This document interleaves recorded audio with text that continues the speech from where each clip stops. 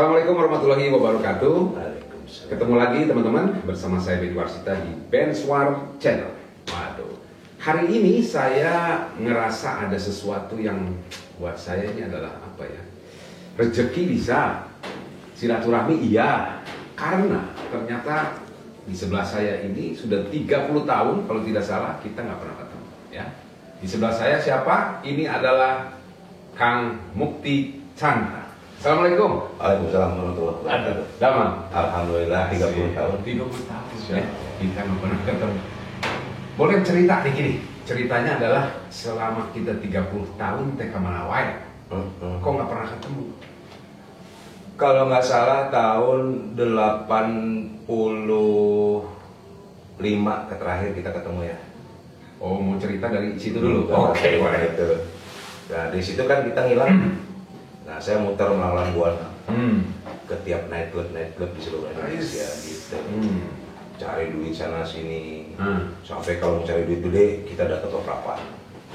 Prapat sana, Cara Sumatera Utara di Lek Toba, Danau Toba itu. Di situ wah cari duit sambil mabuk. Wah, udah begitu. Dunia hahaha. Ngeri. Jadi lama sudah nggak ketemu banyak teman-teman seperti Yakin yang dulu dengan saya di masa-masa di Cimahi dulu ya. Yakin, terus Gugun, terus Kuncung, Iwo, terus siapa lagi ya? Teman-teman yang masa kita suka nyakek botol bareng. Orang lain sarapan bubur, kita sarapannya nyakek bir. Pernah sarapan bubur tapi temaya. Ya, itu asli itu. Mang Uhi. Ya. Tapi memang Mang Uhi itu salah satu inspirator saya juga karena apa? Dia usahanya keras dari mulai ditanggung sampai dia punya tempat. Nah itu jadi inspirasi akhirnya. Wah, saya juga harus bangkit kayak begini. Kapan lagi kalau saya diam terus di jalan ria ini? Alah, siap. Gitu, saya nggak akan maju. Jadi berarti artinya jalan ria itu terbenar atau kemajuan? Bukan benar. Di situ titik tolak.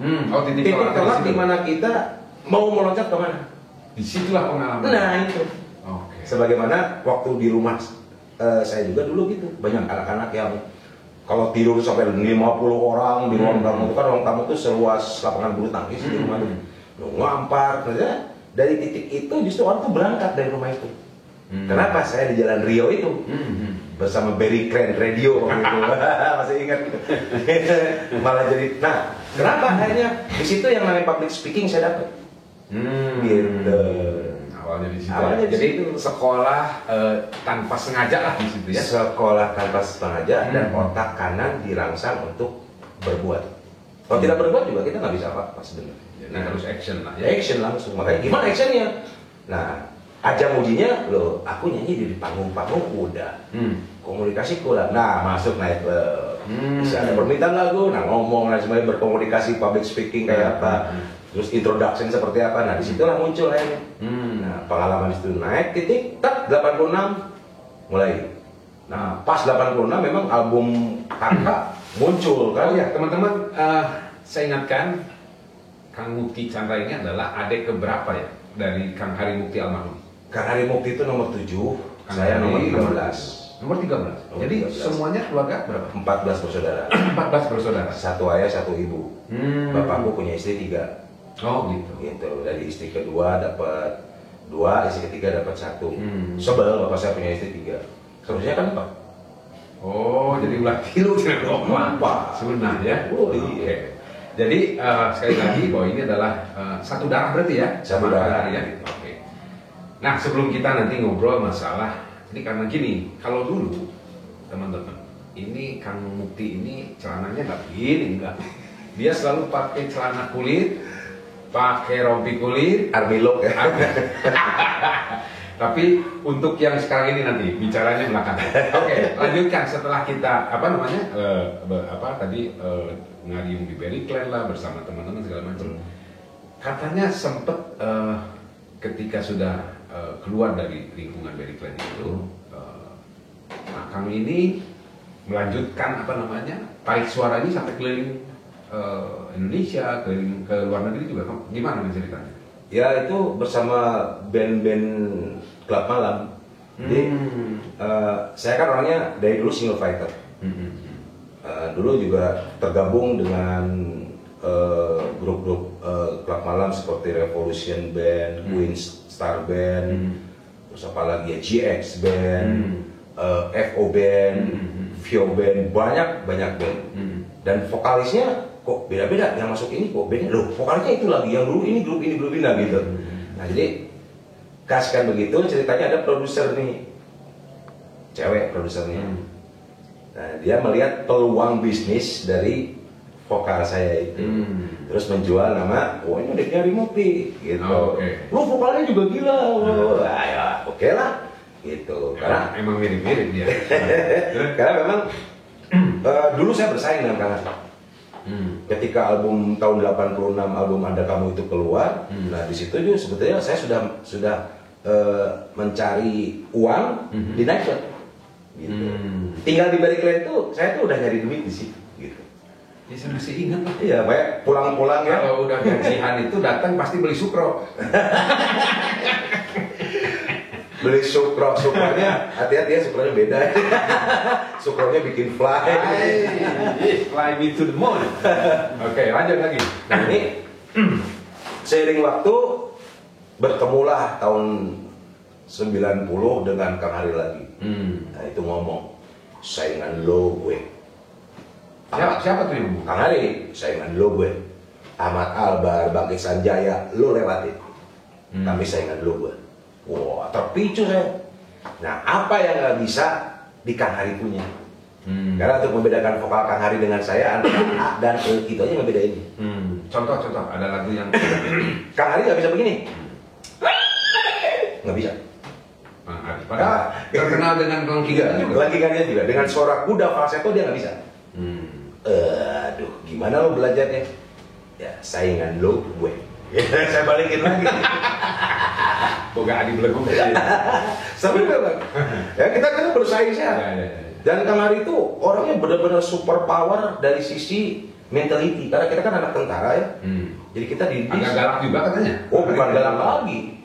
Kang Hari itu pernah dikopel badannya sama bapak. Kalau saya 5 kali kopel. Kang Hari 1, ini 5. Saya 5 dikepuk kopel, sabuk tentara. Nah, berarti teman-teman sudah bisa menjawab. Berarti kopel Kang Hari 1, ini 5. Kira-kira kemana?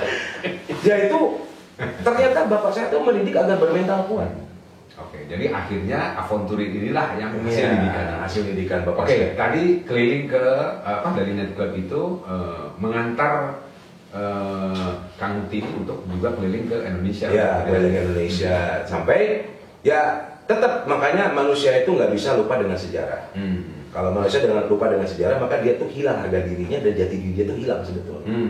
Hilangnya kenapa? Nah, kalau saya nggak ingat Barclay, Jalan Rio Cimahi, yang cukup terkenal di situ banyak gangster, itu luar biasa itu.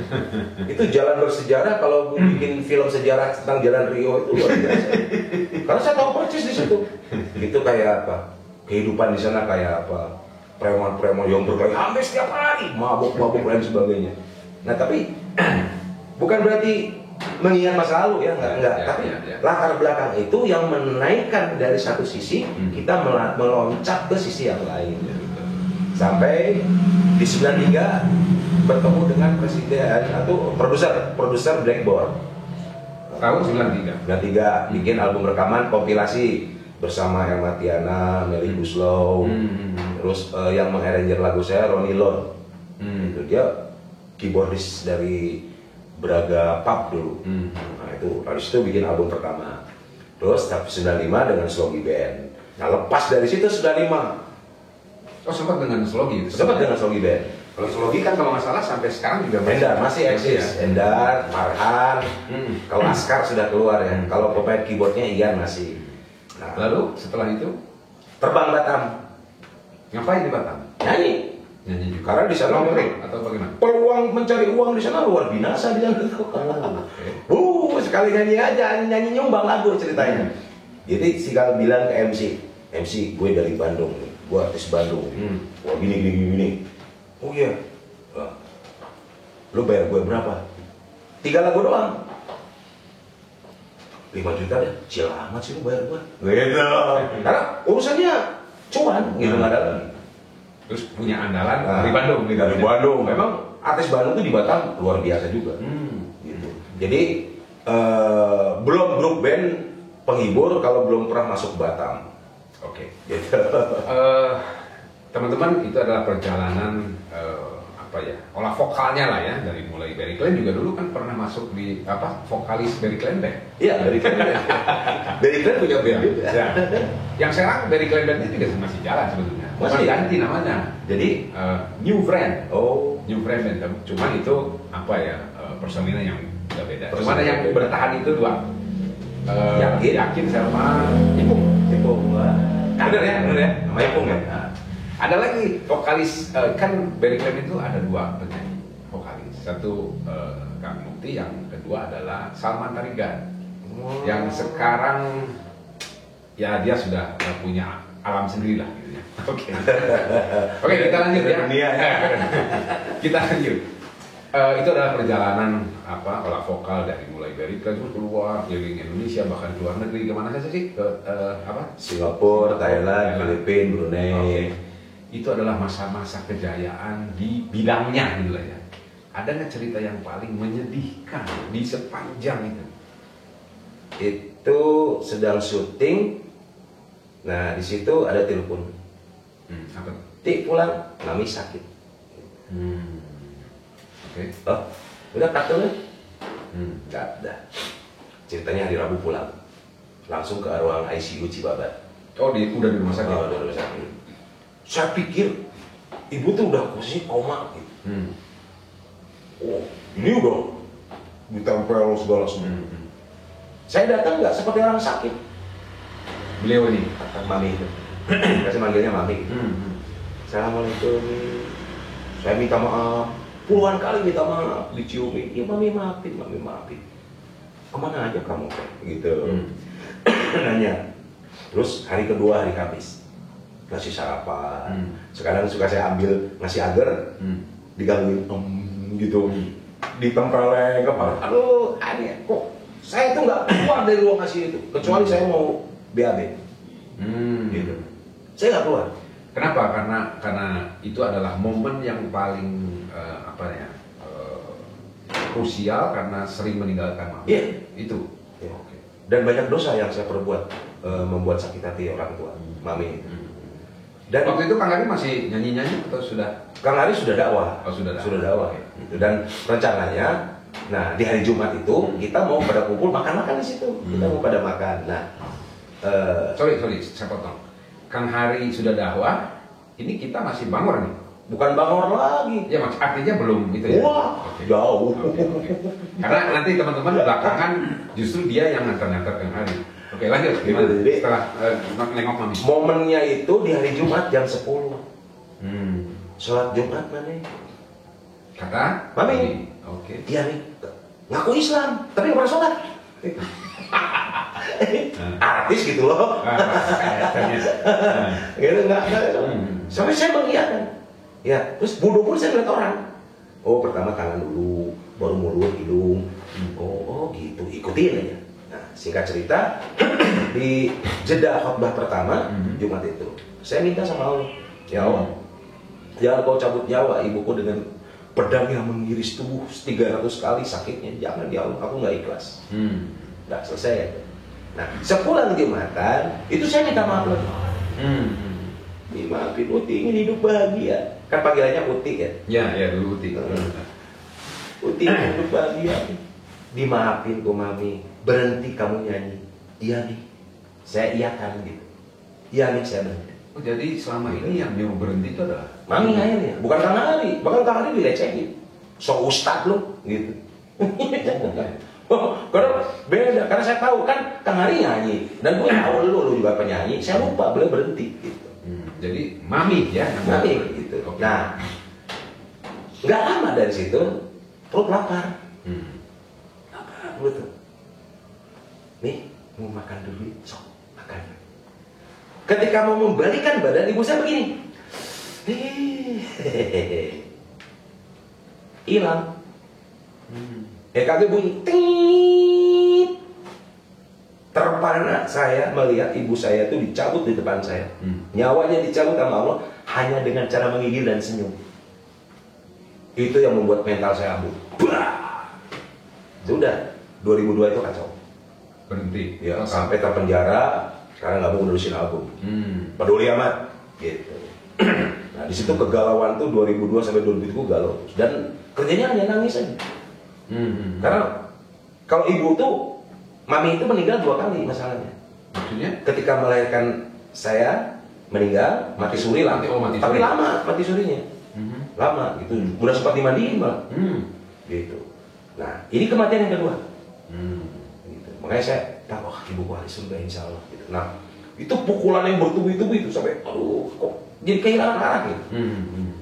Nah, titik tolaknya adalah di mami meninggal, setahun kemudian mulai tertatih-tatih. Apa yang diawali lagi setelah ambruk dengan dunia itu karena situasi, lalu merangkak apa? Back to zero saja sudah. Apa yang dilakukan? Nggak ada. Nggak ada. Memperbanyak istighfar. Terus aja gitu. Lebih kepada menyesali kehidupan yang selama ini salah. Bahkan uang pun dibakar. Uang dibakar. Pakaian yang namanya. Kenapa? Prestasi atau apa? Dianggap gila. Saya tuh sempat dianggap gila. Ngapain duit dibakar? Pakaian dibakar. Wah, diledek juga. Semua pakaian tuh habis. Yang tersisa tuh yang saya pakai waktu saya membakar itu. Sampai pinjam sarung ke mertua sama kaos ke mertua karena nggak punya baju lagi. Oh, udah nikah waktu itu udah punya anak 2. Nah, di situ istri yang pakai celana loreng itu bukan? itu beda. itu istri zaman waktu saya masih setan. Itu di zaman saya setan itu. Ya, karena selalu kapelan aja teh. Kapel terus. Aduh punten, teteh nu ayeuna punten ya. Ini masa lalu ya. Justru saya tuh kaget punya istri yang soleh hari. Oh, sekarang ya? Mantanku itu disuruh dinikahin lagi lah. Alhamdulillah, aduh teh cing abdi pasti. Asli itu, saya disuruh nikahin lagi. Kamu tuh ngapain? Nikahin lagi, kasihan. Oh nggak bisa. Kamu tuh pemenangnya. Bahkan mantan istri itu di dunia artis dulu, aku yang menikahkannya. Bahkan aku yang khotbah nikahnya mantan istri. Sampai suaminya bengong, what? This is your ex-husband, ya? Oh my god. Mungkin satu-satunya laki-laki jantan kayak gue gitu. Oke, Kang Ti, itu semuanya sudah kita dengarkan bahwa itulah proses hidupnya. Lalu begitu mami gak ada, kelihatannya memang down, jatuh, bahkan sampai membakar-bakar segala macam. Itu kan berarti sangat klimaks gitu. Klimaks. Nah, kan Hari almarhum itu kan sudah berdakwah. Nah, tiba-tiba saya dengar juga pada akhirnya elehnya kurang yang tadinya so ustad apa tadi? So ustad. Nah, kok bisa eleh itu gimana? Dapat hidayahnya seperti apa? Ya, merasakan kering. Maksudnya kering? Tidak ada ini apa? Dia analoginya gini ya. Kita di tengah gurun punya bekal 1 tangki air, uang 1 peti, makanan 1 kontainer. Lama-lama habis kan? Habis. Nah, ketika habis itu, di titik itu kita uang banyak. Mau beli apa dengan uang itu? Pusing. Itu mengalami hal kayak jet lag gitu. Apa ya? Disebut blind spot hidup? Enggak juga. Tapi, apa sih arah hidup ini kayak gimana? Muncul keresahan. Yang bikin saya mengeri di hati adalah ada kalimat begini. Ciri-ciri orang yang dilaknat oleh Allah, hatinya selalu resah. Dari situ berarti gue dilaknat gitu. Keresah sudah. Balik kanan, saya tanya istri, siap kamu miskin? Insya Allah, Allah al-mudabbir. Berhenti, udah gitu.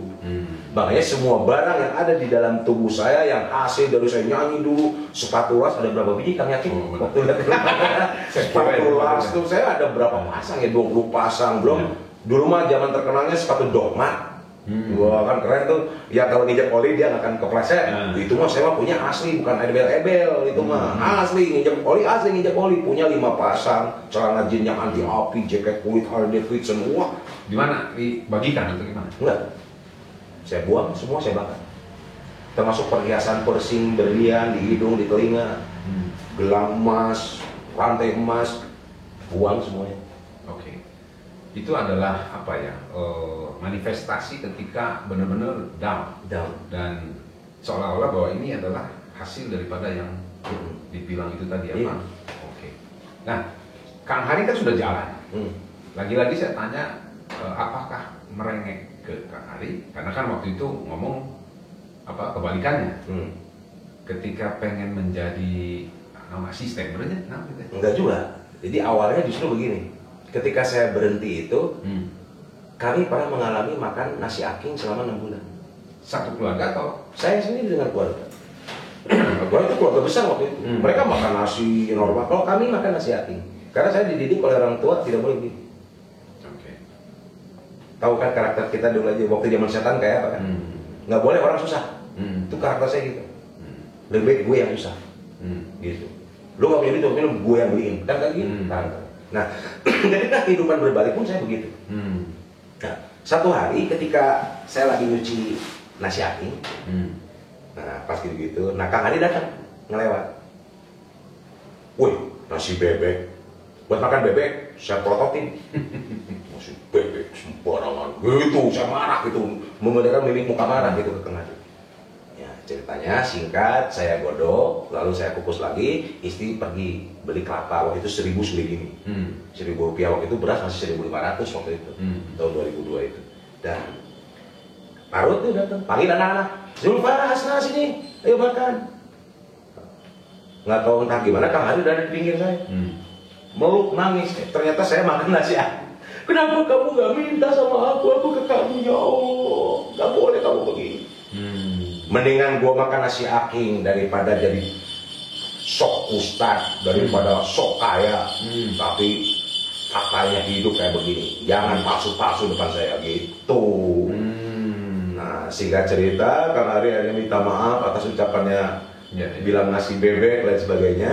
Nah, meminta ke saya, ayo atau kita ngaji. Ayo.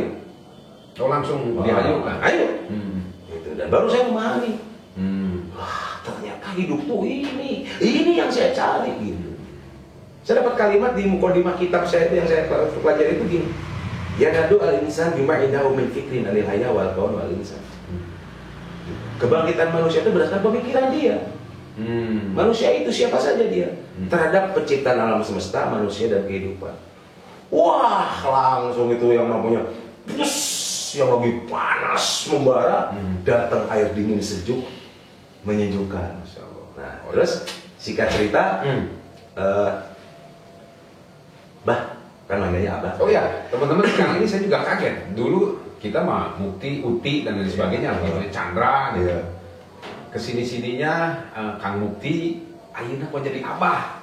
Apa gara-gara sudah pakai peci begini panggil Abah begitu? Masa dipanggil Abah maksiat gitu loh. Abah itu kan itu jamak dari Abu Abi kan. Abah itu bapak, Abi itu bapak, Abu itu bapak. Karena umumnya di Indonesia Abah harusnya Abah kan, Abah Abi Abu kan gitu. Pakai H aja Abah gitu. Nah diajak gitu, Bah antar Abi yuk dakwah. Sebentar nih, sebentar. Ari Abi ulama bayaran, mun Abi ulama bayaran, najis mugolado. Abi itu siapa tuh? Kang Ari, panggilannya Abi gitu. Loh, minta bayaran dalam dakwah itu haram, nggak boleh. Itu siapa yang Kang Ari. Lalu Abi punya uang dari mana? Begini, beliau menganalogikan sawah. Kita punya sawah, yang ditanam apa? Padi. Tujuannya apa? Dapat beras. Nah, nemu belut dengan tutup, mau diambil apa enggak? Nah, itu pilihan. Gitu. Jadi orang yang mau infak dari dakwah, mau diterima ditolak itu urusan, dan itu enggak haram, boleh. Itu yang nggak boleh meminta bayaran saya 10 juta nih. Kalau tausiah di Gunung Bohong, kalau Jakarta 50 juta, nah itu yang nggak boleh, gitu. Paham Kang Hari begitu. Sehingga saya akhirnya, yaudah, saya antar-antar. Jadi mulai dari situ lah. Nganterin Kang Hari selama 4 tahun gitu. Nah, di tahun ketiga Kang Hari bicara gini. Beberapa waktu ke depan, nanti Abah nggak bisa dengan Abi bareng nih. Karena Abah juga sibuk nanti. Itu apa? Apa kila-kila itu? Ya, sibuk maksudnya sibuk dakwah gitu. Oh. Yang faktanya memang iya, karena Kang Ali jadwal waktu ke Australia, bah tolong badalin ya, Abi nggak bisa nih, Surabaya. Akhirnya saya ke Surabaya, gitu. Ke Hong Kong Kang Ali, bah tolong badalin ya. Terus lagi ke Taiwan, bah tolong. Waduh, ya lama-lama terbiasa dakwah gitu. Jadi sekarang ini Abah ini teman-teman, beliau adalah salah satu yang menapaki jejak kakak tercintanya Kang Ari Mukti, dan bahkan diawali dengan kontroversi. Tapi sekarang Abah Mukti ini bisa ditemui di beberapa tempat, terutama di tempat-tempat kebaikan, betul ya? Insya Allah. Dan mudah-mudahan podcast kali ini ngobrol Benswar bersama Kang Mukti Chandra atau Abah Mukti bisa bermanfaat kali ini. Insya Allah. Mungkin kasih pesan apa singkat, karena sebenarnya masih sono itu orang pengen ngobrol aja, tapi karena waktu produser nanti Kiki Tuan Mae. Coba, mangga, silakan. Baik, sahabat podcast Benswar ya. Ya. Ini ada kalimat yang insya Allah bisa membangkitkan Anda semua. Satu, ketika Anda dikecilkan oleh orang lain, janganlah engkau merasa diri kecil hati. Karena ketika engkau dikecilkan oleh orang lain, engkau itu besar di mata orang itu. Jadi nggak usah takut ya untuk berhijrah. Yuk kita hijrah bareng-bareng bersama Abah Mukti. Itu adalah ciri khasnya juga kakak. Ketika kalau mau main di panggung, lagu nanti Coca-Colanya. I wanna sing my song like I never sing so before. Oke teman-teman, terima kasih sudah nonton. Saya Benny Warsita pamit. Sampai jumpa lagi di Benswar Channel. Assalamualaikum warahmatullahi wabarakatuh.